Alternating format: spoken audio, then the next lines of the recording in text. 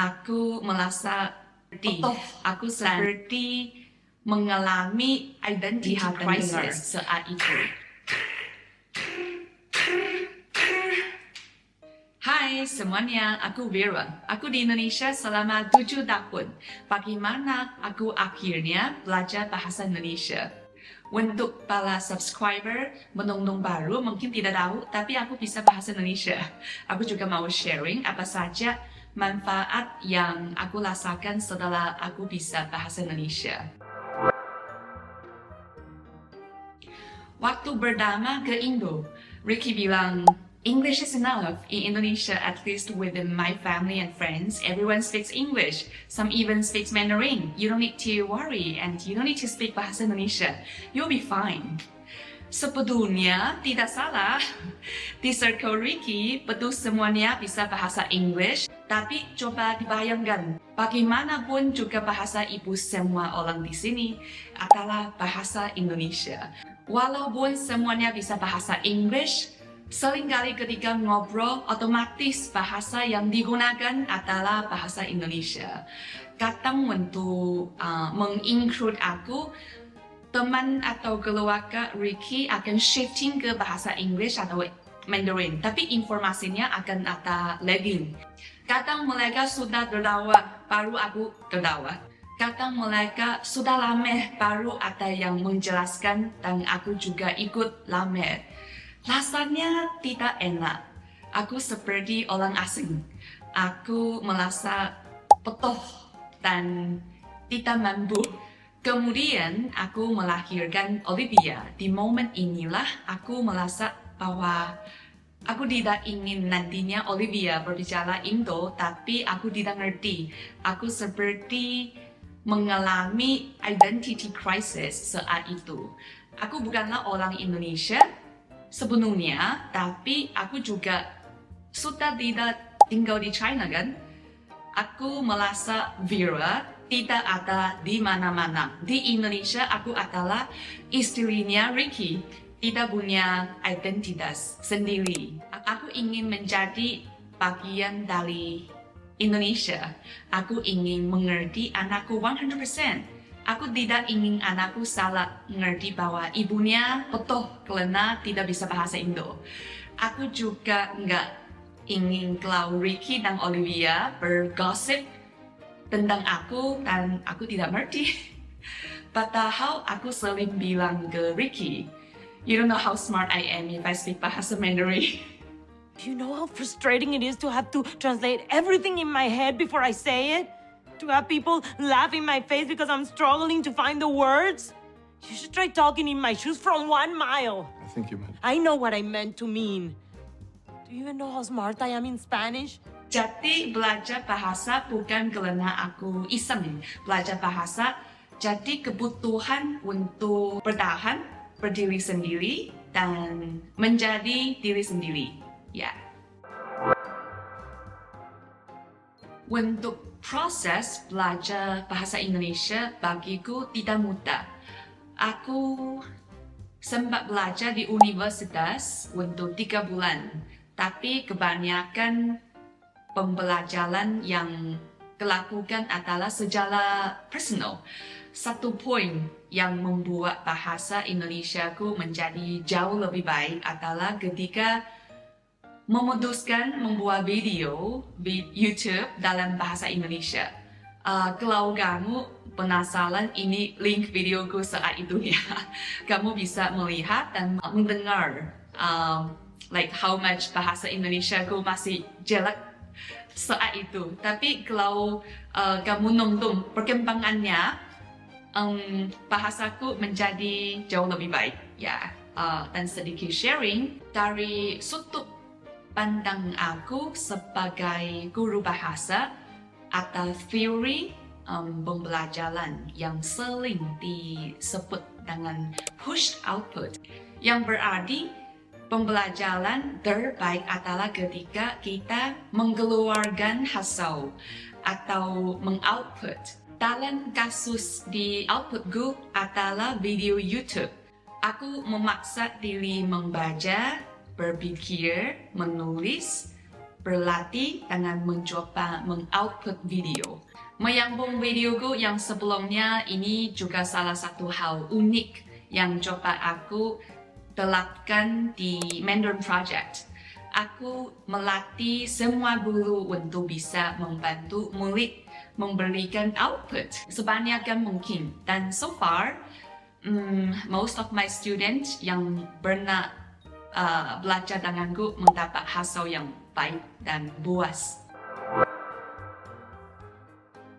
Sebagai guru bahasa, aku tahu satu hal penting. Bahasa itu selalu berhubung dengan budaya. Semakin aku belajar bahasa suatu negara, semakin aku bisa mengerti kebiasaan dan budaya negara tersebut. Mungkin aku bisa memberi contoh di bahasa Mandarin, struktur kalimatnya biasanya adalah subject, time or place, and then verb, and then object. Apakah kalian sadar kami place lingkungan, waktu, dan tempat di depan kata kerja.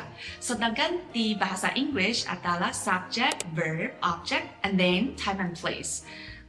Kebalikannya, iya betul. Apakah kamu realize that suatu bola?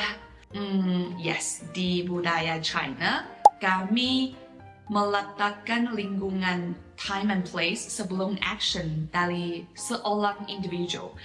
Ini menunjukkan kalau kepentingan kolektif lingkungan lebih diutamakan daripada kepentingan pribadi. Inilah kenapa negara memiliki kekuatan yang sangat besar terhadap kehidupan masyarakat, dan ini dapat diterima oleh orang-orang di sana. Bukan hanya karena politik atau apapun, karena memang ini adalah budaya kami sejak zaman dahulu kala. Orang Barat selalu ini hal yang negatif, tapi bagi kami ini adalah kebudayaan dan sudah mendalam dakin sejak ribuan tahun lalu. Bahkan terlihat dari bahasanya. Nah, sedangkan di dunia barat, kepentingan individu dinilai sangat penting. Pendapat satu orang harus didengar. Karena itu, lingkungan time and place diletakkan di akhir kalimat. Menarik kan? Begitu juga bahasa Indonesia. Ketika awal aku belajar bahasa Indonesia, aku menyadari beberapa hal yang unik dan lucu. Contohnya, grammar di Indonesia seperti fleksibel dan bisa dibolak-balik. Also, orang Indonesia kadang menggunakan kata pengganti orang ketiga untuk dirinya sendiri dari percakapan. And then banyak sekali kata pengulangan, like kupu-kupu, apu-apu. Tapi sangat menarik. Hal ini juga salah satu yang membuat hatiku merasa belum bisa menjadi bagian sepenuhnya di Indonesia. Karena aku belum bisa mengerti bahasa secara keseluruhan. Sehingga aku juga belum bisa mengerti orang-orang di sini 100%. Jadi perjalananku masih panjang, ya. Okay, so what is the next? Kemampuan berbahasa membuat aku merasa negara ini sekarang adalah rumahku. Sekarang kalau ada teman-teman dari China, aku merasa aku sedang mengajak mereka berkeliling dan menunjukkan rumahku. And number 2, memiliki percaya diri yang lebih tinggi. Karena sekarang aku bisa memiliki identitas dan dapat melakukan banyak hal dengan mandiri.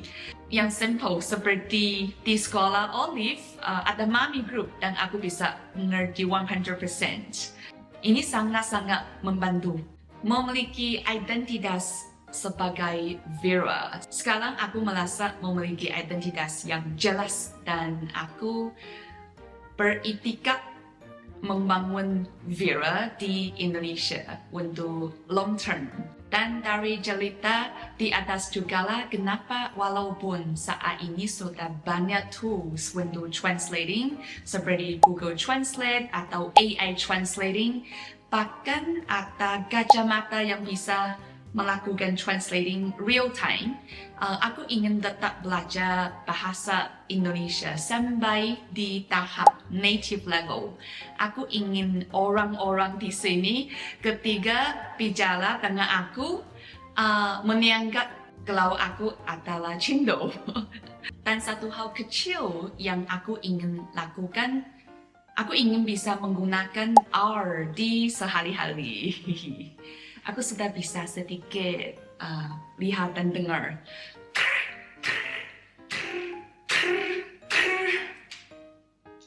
Tapi untuk menggunakannya masih sangat sulit. Yes, semangat.